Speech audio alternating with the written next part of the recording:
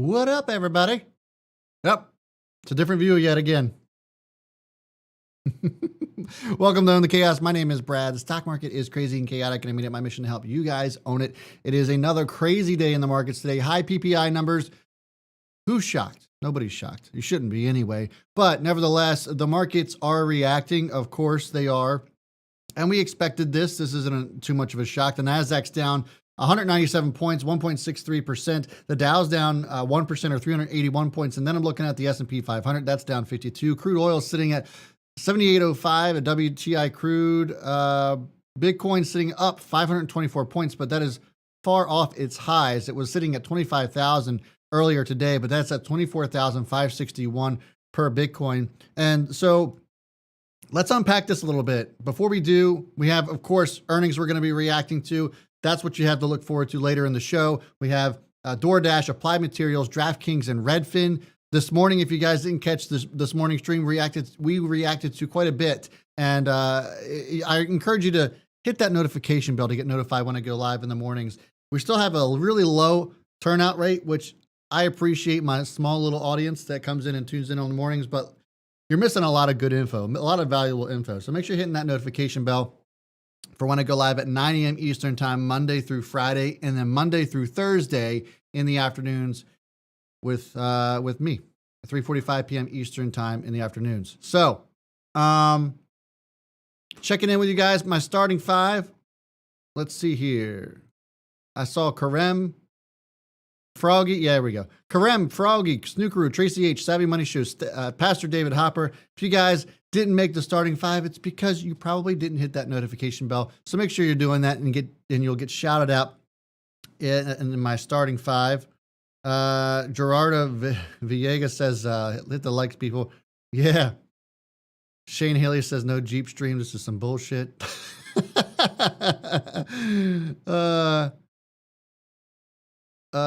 Jen Rosemont says, I'm not here to own any chaos, but I do need to borrow some for a bit. I love that. That's hilarious. Yes, Don Francho is in the house. He'll be here with me tomorrow morning, so make sure you guys are tuning into that. We definitely have a lot to break down. Let's see. Or was I getting a haircut? No, I wasn't getting a haircut. I don't have a haircut at all. It's just the headphones. DraftKings to the moon, DraftKings to zero. I'm seeing that all over the place. Looks like so far the majority of you are looking for the DraftKings the most. Soldier says the entire market going south on high volume since 50 minutes ago. Didn't see any good reason though. If you guys didn't catch the news, one of the big reasons was because of one of the Fed members made a statement. So the Federal Reserve Bank of Cleveland President Loretta Mester made headlines this afternoon when she had said that she was open to raising interest rates by 50 basis points, more than what her peers voted for during the last monetary policy meeting. So that's why we're seeing the huge move down. If you guys haven't checked it out, there's your cues. Actually, let's look at the 5-minute chart just so you can see what the last hours looked like. So after her announcement about, the 50-point rate hike, that's what the Qs are doing. SPY's doing the same thing. Obviously, huge move down, spooking the markets nevertheless. But what I would like to, again, go look at your weekly chart. This is your weekly on the SPY. It's barely moved on the weekly. To be honest, it's barely moved. So this is what I'm super encouraged by. Yeah, we saw hotter CPI than expected. But I want to reiterate, it is still lower than what it was the month before. And the 7 months before that. Same thing with PPI. Same thing. I mean, we're still seeing some really good numbers out of the economy. 517,000 jobs added in January. I think that in February, that number is going to be substantially lower. So in my opinion, I still think that these are dip grab opportunities until something changes with this weekly chart, which doesn't look to be happening right now.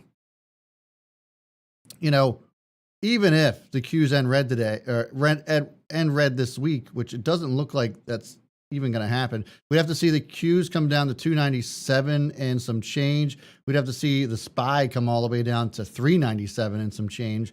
Not to say that it can't happen, I just think that it's unlikely that tomorrow we see a huge move down that breaks below the 50-week moving average for either the SPY or the Qs. And I'm sure Don and I can break that down in the morning. But to me, I don't really feel all that different. And I'm sure there's probably a lot of people out there that are worried. Like Thiago Santos says, we're heading to take out October lows. Like, give me a break. Are you kidding me? You think the Q is going to drop another 25% plus? I don't think so. Don says, I hope so. Apparently Don's short, but the Bears better get to work. Yeah, absolutely. I just don't see that happening. Just don't see that happening at all. Nowhere near October, says Snookeroo. Yeah, absolutely. I would be shocked we saw a move like that down. By the way, did you guys see ChatGPT is predicting that we see a crash on March 15th of this year?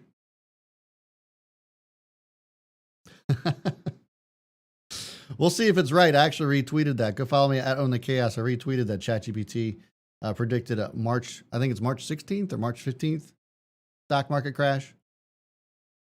Not quite sure why that date matters, but Don said it's supposed to be February 15th. Yeah. Well, that day is come and gone. I mean, here's my thing. We've seen a ton of economic data come through this week, and by and large, the markets have been resilient, I think. And they've been resilient through a lot. They've been resilient through the Fed, through higher job rates, all in January, and they're still doing well. And remember, I said this morning in case you missed it, but I still think that we see a 15 to 20% year in the S&P 500. Year to date, it's only up 7.5%. Now, in the last 6 weeks, that's a lot. But this also means that we have 10.5 months to go to get another 7.5 to 10% of what I'm expecting the S&P to look like. That means that there's going to be some volatility between now and then, right?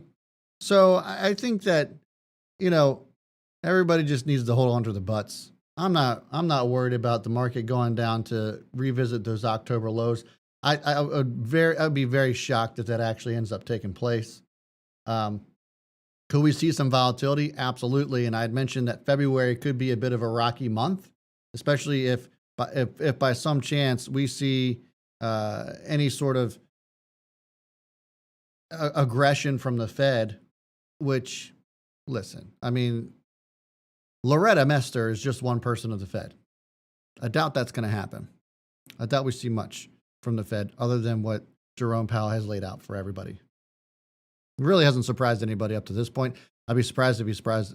I would be surprised if he surprised anybody now. Bullard has always been hawkish, Snookeroo, so I'm taking anything that he says with a grain of salt. Hope you guys are selling your positions, says Thiago Santos. Last chance. Yeah, I don't think so. It is smart to take profits. I guess it depends on your time frame, your time horizon.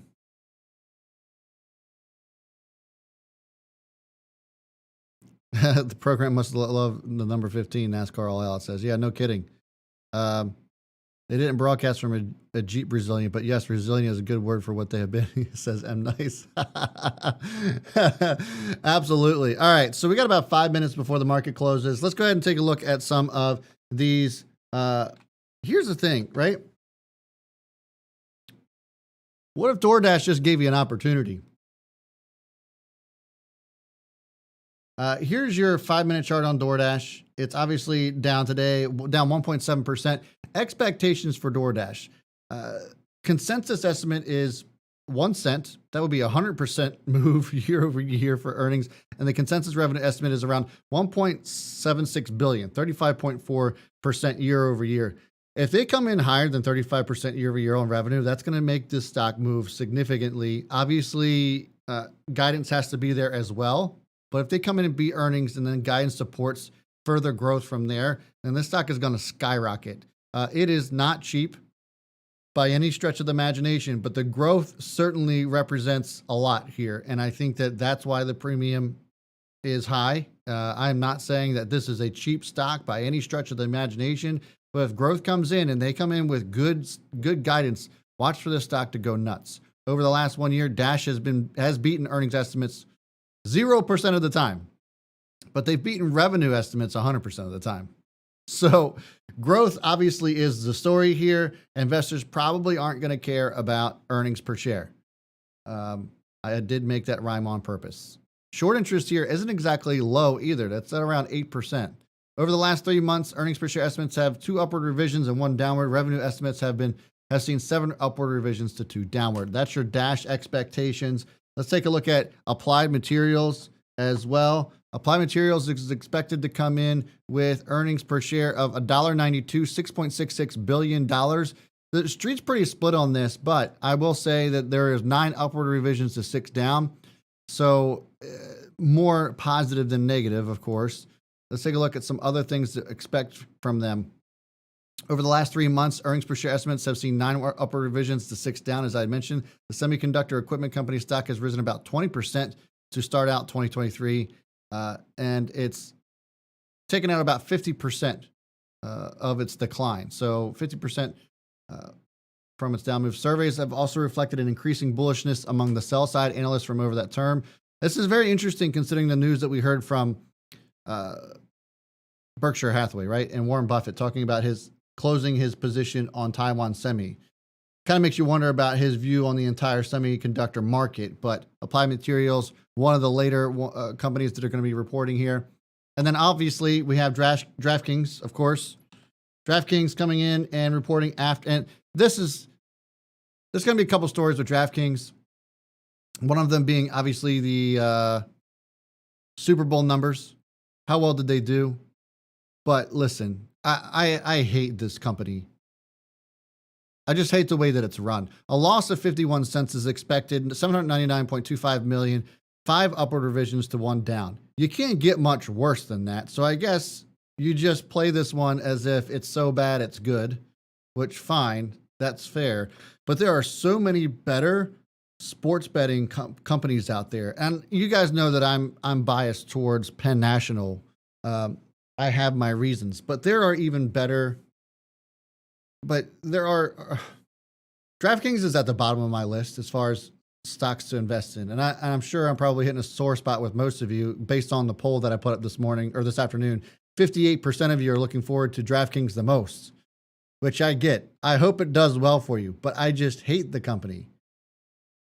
All they do is lose money. No matter how big they grow, all they do is lose money. Penn National doesn't lose money. They're actually profitable. One of the very few profitable sports betting platforms out there now is Penn National. MGM also is doing extremely well, and they're still losing money on the sports betting side, but their balance sheet is so good that it almost doesn't matter. They will be profitable at some point. FanDuel, of course, obviously is the big one. They're going to continue to do well. Even Caesars is a better buy on from the sports betting side of things than DraftKings. DraftKings to me is the bottom of the barrel.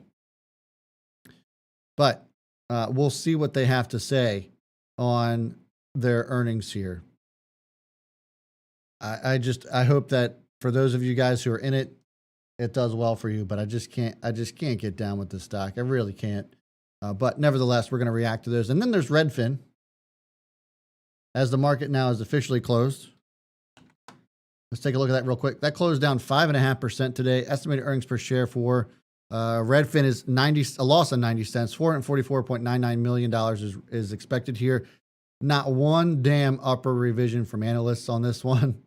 Short interest, though, is at 20%. 19 to be exact. And so that could be interesting. Stock's now up 3% after hours. Although the chart doesn't really reflect that. That's interesting. You see that? The price here says $9.28. It's up 3% after closing the day $9. Something's going on here. There it is. There's the move. Took a while. No volume there to speak of just yet, but okay.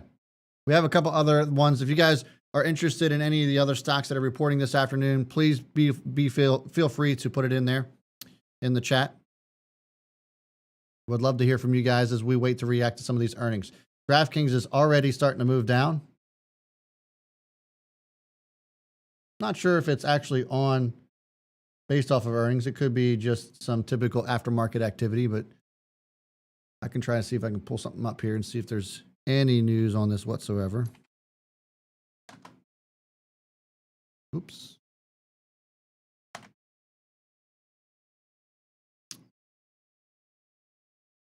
No numbers on DraftKings just yet. Twitter seems awfully bearish on DraftKings. See some people asking about Dropbox. No moves on that just yet, but we can track that one too if you want. Dropbox. No, it's D-Box. It's not Dropbox. D-Box. D-Box Technologies? No, that's not it. It is it DBX? I don't know. Yeah, it's DBX. Thank you. Dropbox is expected to come in with earnings 39 cents, $593.34 million. Not one analyst covers this stock. Not one. Redfin, Applied Materials. Let's go ahead and look at Applied Materials. That stock's actually moving up right now. DoorDash is starting to get some movement as well. Let's look at Applied Materials right now. Applied Materials looks like they came in $2.03 versus a $1.93 estimate.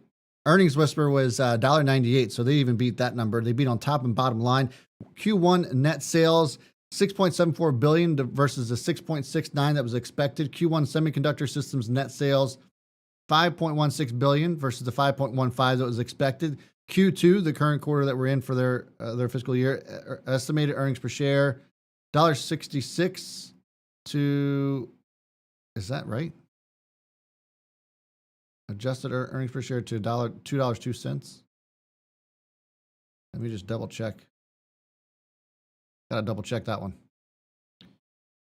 So according to Seeking Alpha, yeah, $2.03. Pretty solid beat, 7% year over year.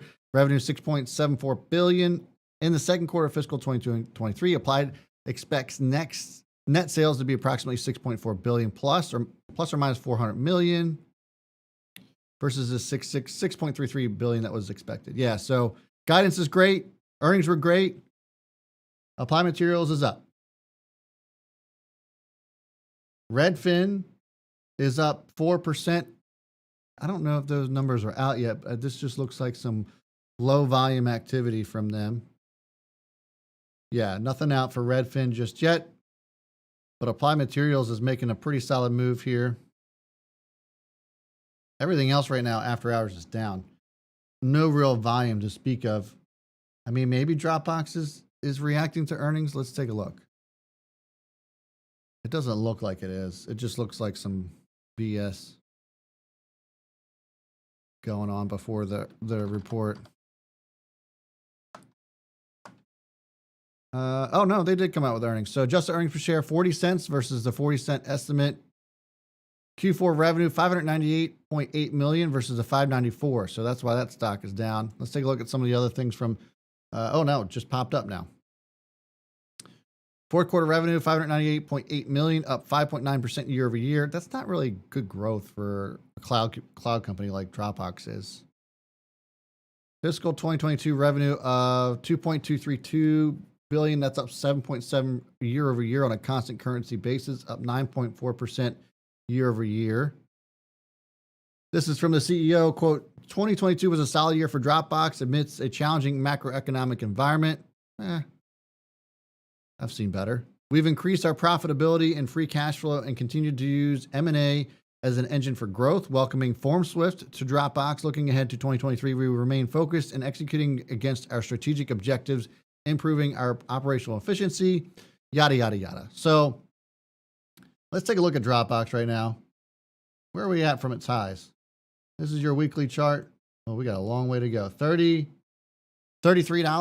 So about 33%, 35% to go to get back to those highs. You look at Dropbox from their value from a valuation standpoint, and it's okay. It's right there where it should be at 15 times next year's earnings. So I guess compared to the industry on this side of things, it's cheap. Some could make that argument, especially compared to some of the larger ones, but it's just okay. It's just okay. Redfin's now up 6%. Let's take a look at the 5-minute chart here. You can see it is popping. Now up 5%. Give this the old refresh. See where we're at on those earnings numbers.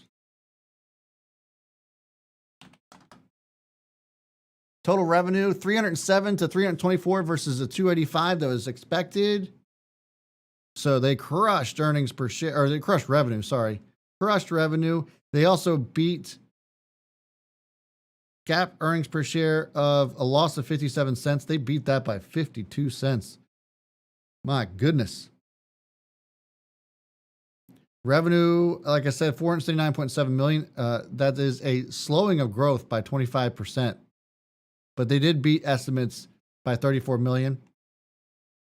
Full year revenue was 2.284 billion, an increase of 19% year over year. Gross profit was 286 million, an increase of 29% year over year. Real estate services gross profit was 179 million, and a decrease, oh my goodness, of 40% year over year. And real estate services gross margin was 23% compared to 33% in 2021. So those numbers are not good.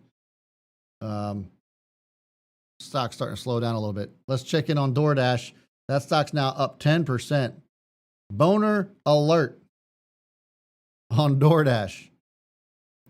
DoorDash came in. Let's see if we can get those numbers.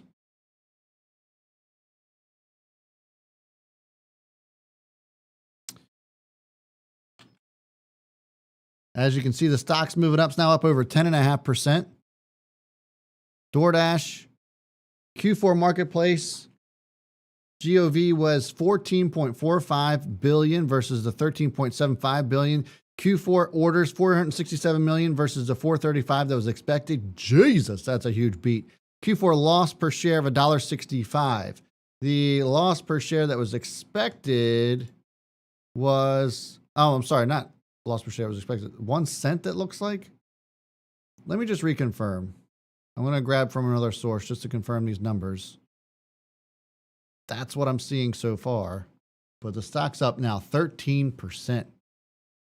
Sees 2023 gross order value to 60 billion to 63. That is a beat on, well, I should say that falls kind of like in the middle of guidance at 61.32 billion.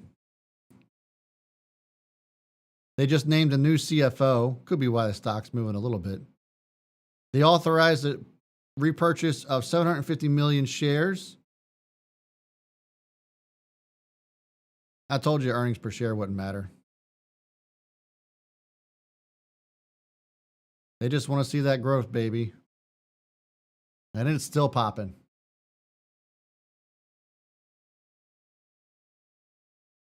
Dash is still losing money, says Alan Roth. Yep, sure is. But they're growing, so I guess it don't matter. Hit that thumbs up if you guys are enjoying the stream so far. We got 25 likes. There's 225 people in here. I feel like we can do a lot better than that. DraftKings looks to be doing nothing just yet. We'll come back to that stock, but Dash is the big heavy hitter here right now.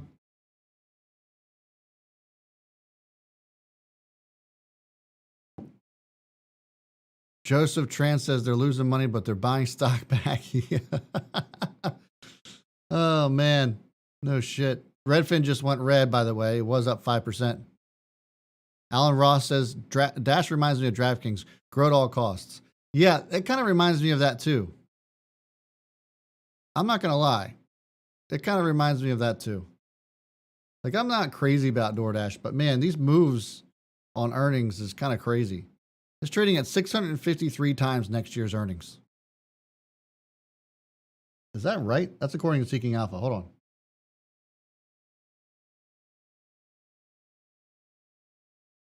Where's the financials here on Webull? What am I looking at? Nope. I'll find it later. But man, that is crazy. What a crazy move on DoorDash. That's up 2.25%. What's that? 12.5%. Sorry, now 13%. Still moving. They crushed earnings, man. But they're still losing money. That revenue number is just insane. Yeah, okay. Just to confirm, it looks like they came in at a loss of $1.65 versus a $1.70 estimate. Or sorry, versus a loss of 70. Is that right? I mean, Seeking Alpha doesn't have anywhere near close to those expectations. Or I guess we're talking about gap estimate. Yeah, the gap estimate was a loss of 69 according to Seeking Alpha. Normalized was at 1 penny. The stock's still moving up after hours. It's going nuts. Yeah, that $750 million buyback is definitely probably one of the big reasons why it's moving.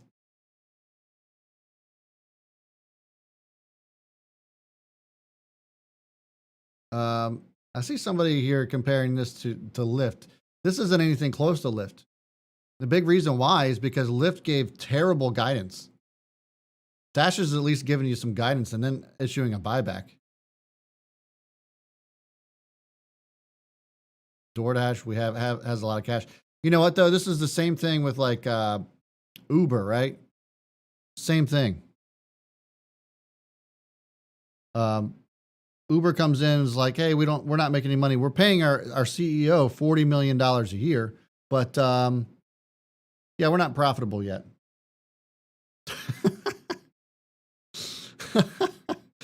It's insane. It's insane. Absolutely nuts. So if you guys are just tuning in, hit that thumbs up if you are enjoying the stream so far. I certainly would appreciate it. And we'll recap some of the earnings that we've already covered. So Dropbox comes in kind of so-so on earnings. The stock hasn't really reacted all that much. It's down around 20% or 20%, 0.2%. Jeez, a whiz. Redfin came down and kind of just had okay earnings as well.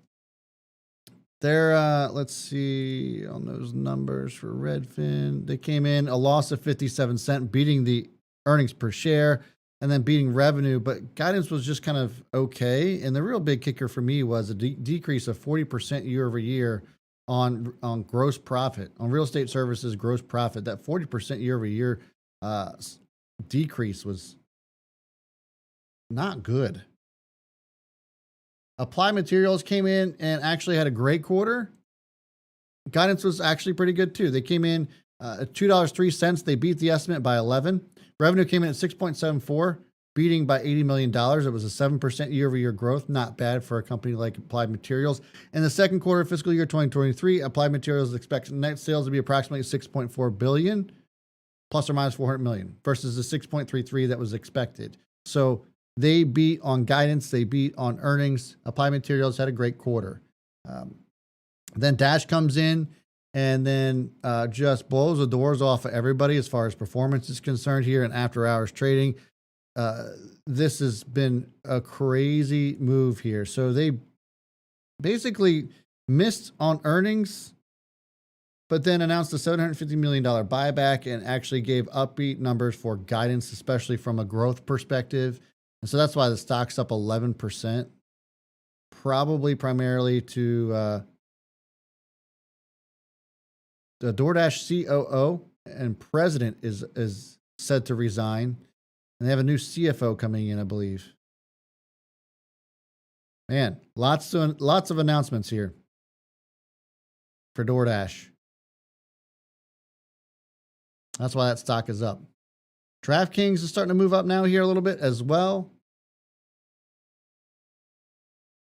Let's take a look and see what we got from DraftKings. Guys, if you're enjoying the stream so far, I'll be back tomorrow at 9 a.m. Eastern time with Don from the Don Fran Show. We're going to react to everything that's happened over the week and break down some more tickers and stocks. So make sure that you are tickers and stocks. They're both the same thing. It's a bit redundant. But be sure to tune in tomorrow at 9 a.m. Eastern time.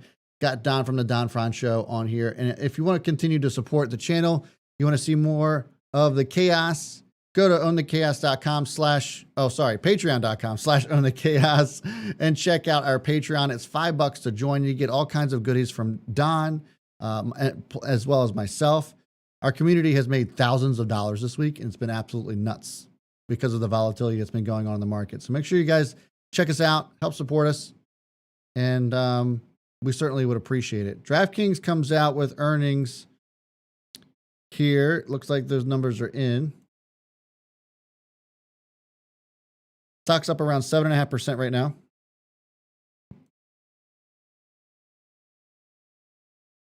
I want to make sure I got these numbers right before I start shouting them out to you guys.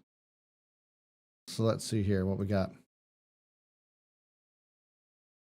GAAP earnings per share of a loss of 53 cents.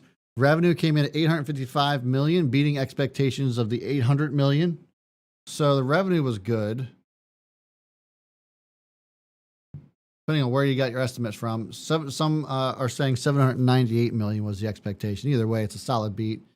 EBITDA loss, $49.9 million. Estimated loss was $112. So the loss wasn't as bad as what was expected. I guess that's okay, but it's still a really big loss. They see 2023 revenue to come in at $2.85 billion to $3 billion. That's compared to the $2.8 to $3 billion that was expected. So not really a big deal there. And you see the stock is giving back a lot of its gains right now. Oh my goodness. Is this going to go red? DraftKings was up 8% on the initial reaction. Now down 3%. It's going all over the place. Again, DraftKings guidance here for 2023, 2.85 to 3.05. Estimate was 2.8 to 3 billion. So basically coming in line on guidance. That's not really all that exciting. Let's see what else I can grab here as far as info from the report. Check back in with you guys while I'm checking that out. Lots of you guys excited about DraftKings, the move up, but don't get excited just yet. It's still early, and it is really struggling to stay green here.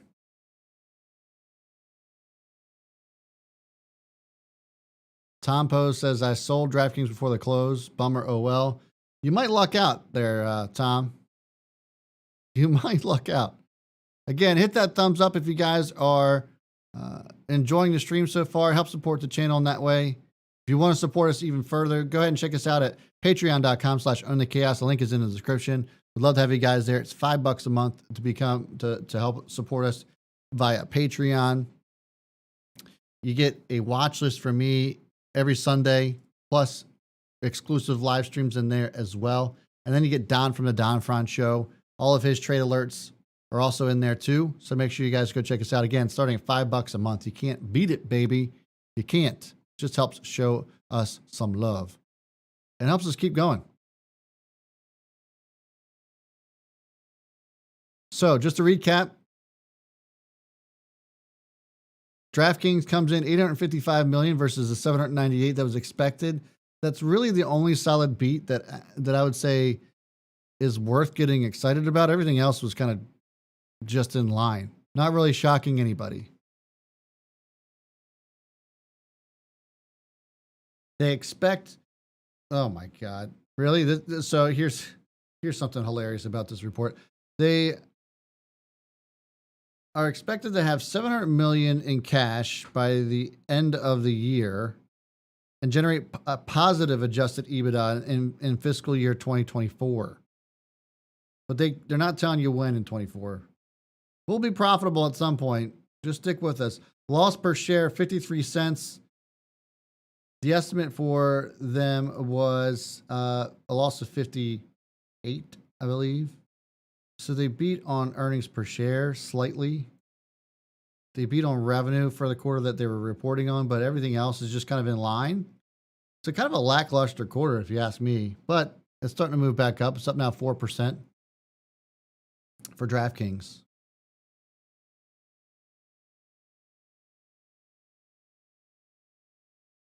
The 1D Lee says, hey, I need some help. I'm not receiving your Stock Watch Sunday or other information. Must be doing something wrong.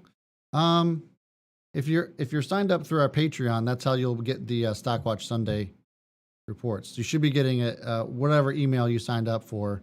Should be getting email alerts every time I make a post. The reaction from DraftKings looking like it's finally going to stick here. Maybe that was a wild reaction. That first 5 minutes of trading on DraftKings, and now it's really starting to move up.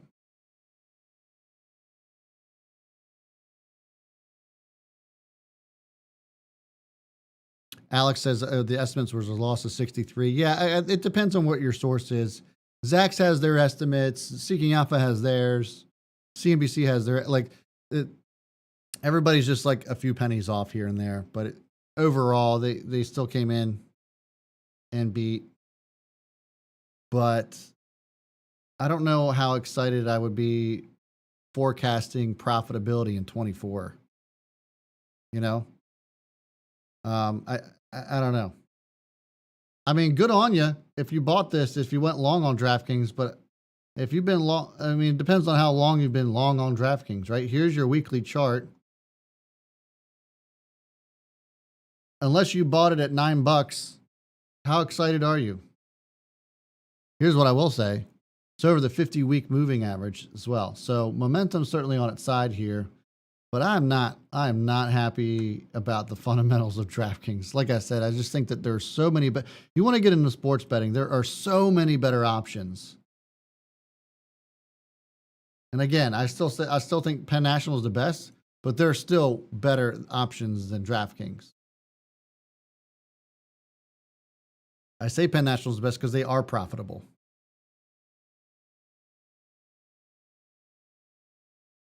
DraftKings is going to go up eventually, says John Matter. If they keep market share, they have to burn cash. It's the nature of the sports gambling sign up bonus.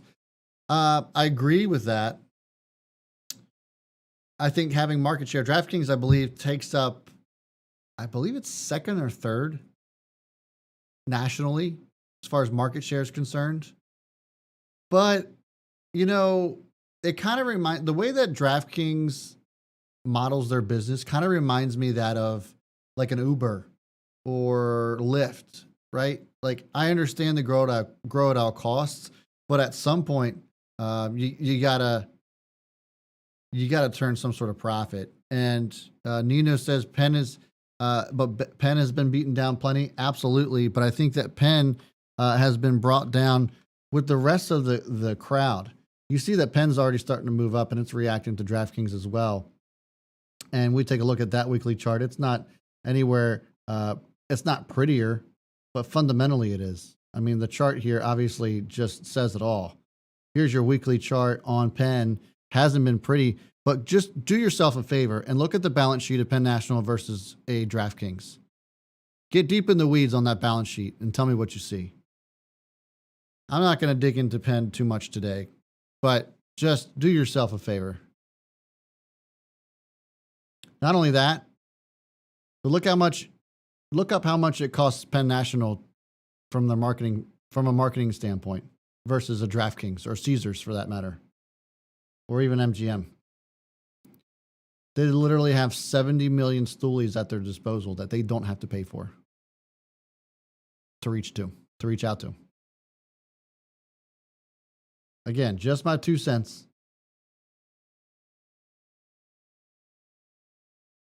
Bought at 14, possibly selling at 21, says Peter Gustafson on DraftKings. DraftKings to 23 tomorrow, says Chris J. Yeah, if you guys are just tuning in, DraftKings had a decent quarter, but still just kind of in line with a lot. They beat on earnings per share. They beat revenue, which is great. They forecasted profitability in 2024.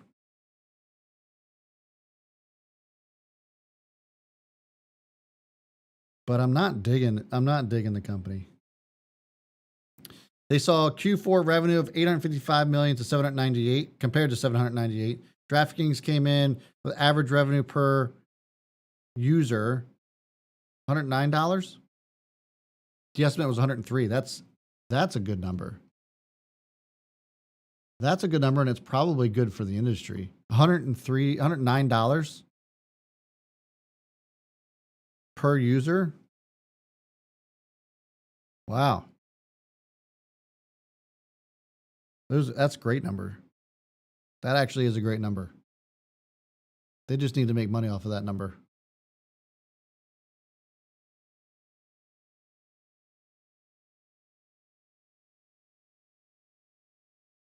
Darren F says the cash burn on DraftKings is almost $1 billion a year to be in second place nationally. What happens when they stop offering a ton of free money? Yeah, that's a great question. I don't know if anybody actually knows the answer to that yet.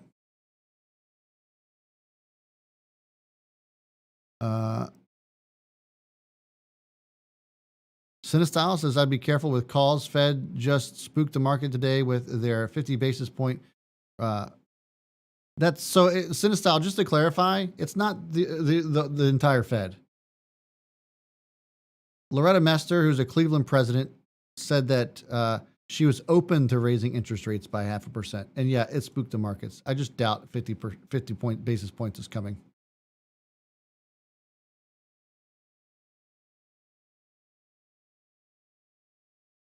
Young Nino says, did calls on DraftKings, Redfin, Dash for earnings expiring tomorrow? Well, you lucked out on DraftKings and Dash. Hopefully they all set your losses on Redfin.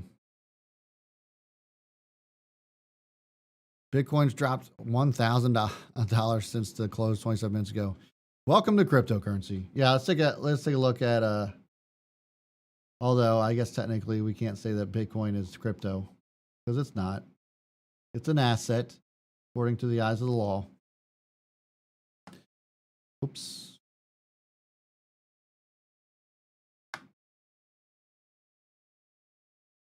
Look at your 5 minute. This is a 5 minute chart on Bitcoin. That is ugly. Here's the other scary part about Bitcoin. There's now a death cross. The 50-week moving average just crossed over the 200-week moving average, and could be a bearish sign, very bearish sign. We'll see on Bitcoin. But guys, that's going to do it for today. That's going to do it for this afternoon. Thanks so much for tuning in. Appreciate you. We'll be back tomorrow at 9 a.m. Eastern time. Don from the Don Fran Show is going to be in the house. You're not going to want to miss that. So make sure you're hitting the subscribe button as well as that thumbs up and that notification bell, guys, and enjoy the rest of your night. Thanks so much for tuning in. I'll see you tomorrow morning. Bye.